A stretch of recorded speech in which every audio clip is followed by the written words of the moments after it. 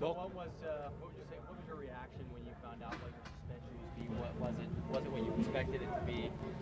It was about what I expected it to be. You know, we had talked about it coming into it. We had planned for it, and the communication was clear between me and the team, and they made it clear they support me. And it's nice to get out here and get to football and kind of put all that stuff behind. Have you knowing that you're going to be out those first couple of games, have you taken on a mentor role? The guys that you know are going to have to step in for you when you're out? Absolutely. I think that's a big part of my role being here is helping the young guys get prepared, get better, teach them some of my ways, of keeping the body right, technique, a lot of stuff that comes with playing 12 years in the NFL. The day that the Raiders signed Mike Mayock said that there would be expectations and it was a prove-it deal both on and off the field. He also said that they had a program that they were going to implement for you to kind of help you through things. Going into as few or as many specifics as you would like, do you feel like that has been helpful so far for you? Absolutely. I think the big topic when I came in was Mike and Coach Gruden and everybody from the Raiders organization just wanted to support me as much as they could. They wanted to know, how they can help me, how they can help me adjust, and they were there with open arms. And they've been great about it, and we've been in constant communication. We have a team around me, and we're just making sure, I'm checking all the boxes, holding up my end of the bargain, and that's why it's great. It's great to get out here. I've checked all the boxes. I've done everything right necessary to get out here and earn the opportunity to practice with the team.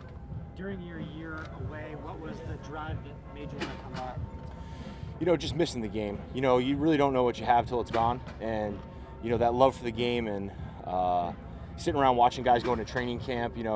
I was happy I wasn't going to training camp, and I was kind of sitting there like, I'm going to enjoy this retirement. And then as things got going and you get into the rhythm of the season, you miss certain things. You miss traveling, you miss being around the guys.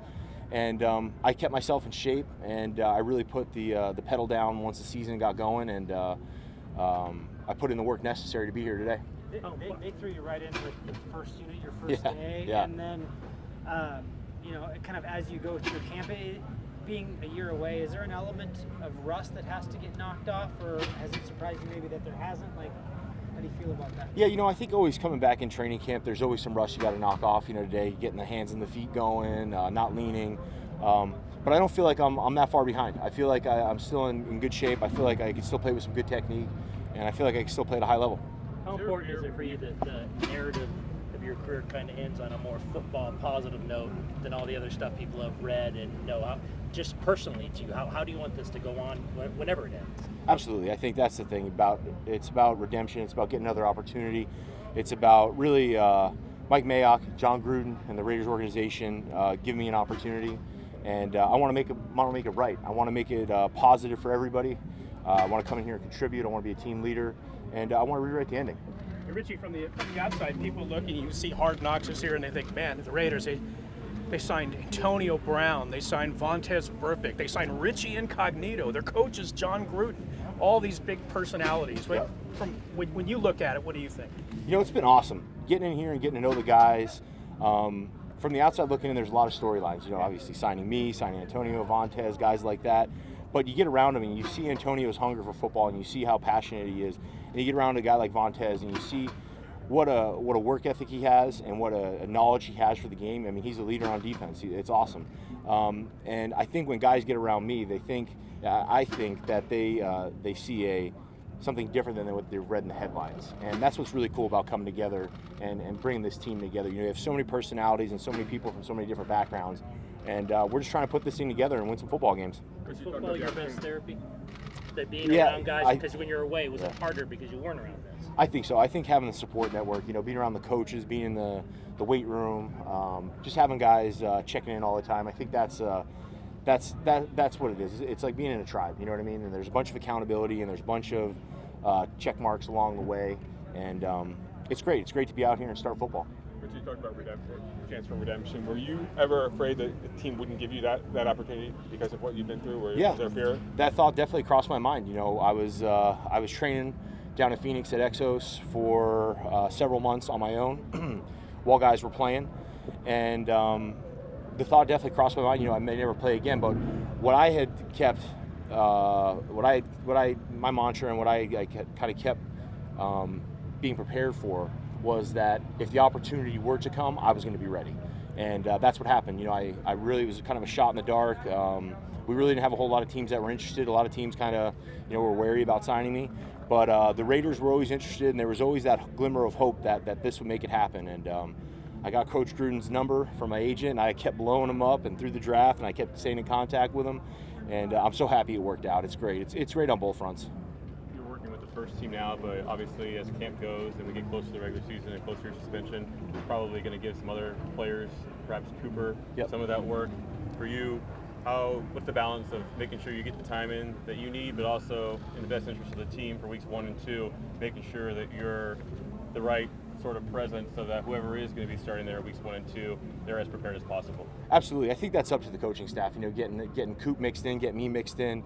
Obviously, we got to get Colton and Rodney comfortable with both of us being in there because I'm going to be gone the first 2 weeks. My approach, though, is I'm not changing anything. I'm approaching it just like I'm going to start week 1.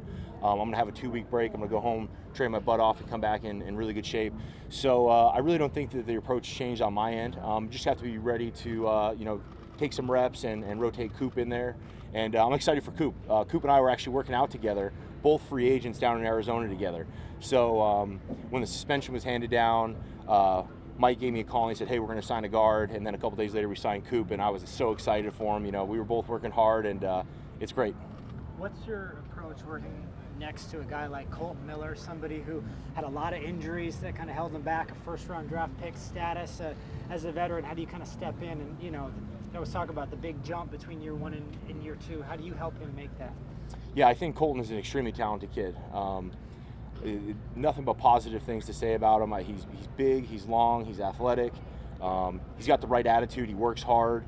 And hopefully I can bring a little bit of that nasty edge to him, get him to come out of his shell a little bit. Hopefully we can work together, and basically we're just trying to build, that silent communication where we're looking at each other and we know what's going on and we don't have to say anything. But that cohesiveness, we got to build that all across the board. I've been in a position to help a lot of young guys kind of come into this league and play and develop.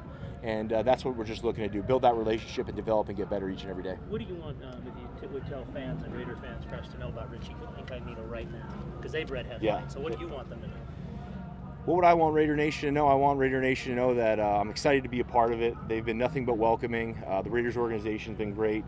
The legacy of this organization and the history is definitely something that's important to me. And it's awesome to be a part of it. I want them to know that I'm going to work my butt off. I'm going to work hard every single day. And I'm going to give you everything I got. This is the last ride. So I'm going to give you everything I got. And hopefully that's enough to win a lot of ball games. Mike Mayock said that Richie's had some dark days, but he's had a lot of good days. Absolutely. But what keeps you on a path to the good days and away from the dark days? I think the path is just being around the guys, being around football, being in a good state mentally, physically, emotionally, working toward a goal, and just being accountable, showing up and being accountable every single day. I have my team around me. I have a lot of people that support me within the organization and outside the organization, and staying close to them. And I think the big thing for me is just being man enough to ask for help when I need it. I think for so many years I've just done this thing, grit my teeth and work hard, kind of grind through this. And we've obviously seen I've had my setbacks, had some dark days, but I'm focusing on those positive days and just building some momentum and rolling right into the season. 2 more questions, guys. 2 more. Mental health is something that probably doesn't get talked enough from a national spectrum. You've been through a lot, and this season, in a way, can be a chance to bring a message out there about how you can face whatever demons may be there and head on and work through it each day. I don't know how comfortable you are talking about it in this setting of us all just being here at once, but what's your journey been like, or what can you say of your journey, and what have you learned from it?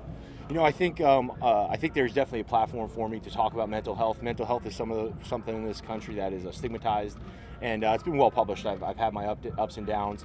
I hope to grow into that role. I really don't think. I think I'm still working through it, so I'm not really comfortable about speaking on it right now. But it's been a long journey to get here, and what I do bring to the Raiders organization is the best version of myself right now. And I've worked really hard to get here.